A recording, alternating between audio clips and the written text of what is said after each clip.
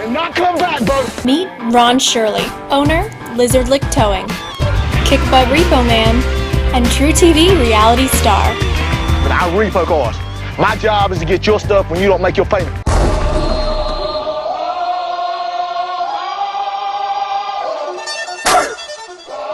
Here comes the, boom! Here comes the, y'all don't really want it like that. Yeah. Here comes the, no. Here comes the, oh. Here comes the, y'all don't really want it like that. Yeah. Here comes the, no. Here comes the, oh. Here comes the, y'all don't really want it like that. Yeah. Here comes the, no. Here comes It's not gonna happen. You better get out or you're getting zapped. You got 3. 1, you gotta take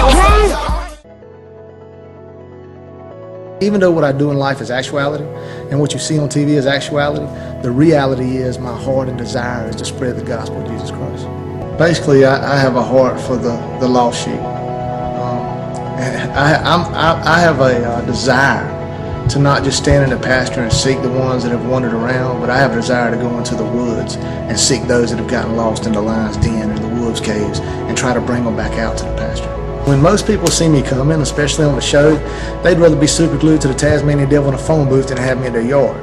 But what you don't see on the show is what happens after the fact. What you don't see is the people that I'm allowed to minister to and witness to, and the beliefs I'm allowed to share. And God has allowed us to do that. He's allowed us to do that through our job. He's allowed us to do that through His TV show. He's allowed us to do that through the platforms He's provided. He's put us on a national level now. And the greatest thing about it is we're able now to get in places where most Christians can't even set foot. I'm in school speaking the gospel. I'm in civic organizations. I'm at recreational organizations. I get to speak to kids and teenagers all over the country. Most places where you can't get your feet in the door, I'm swimming with both legs deep in the waters. If I had to think about what my life message would be, it would be that God uses the least to do the most.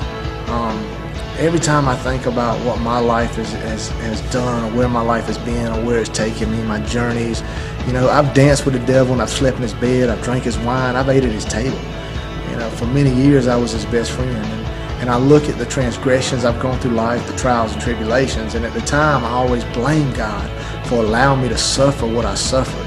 No one can see the shadows unless they choose to look back at their life. I choose to look forward. I choose to look to the sun so that the shadows are always behind me. You know, at first glance, a lot of people judge me real quickly. They see me on TV.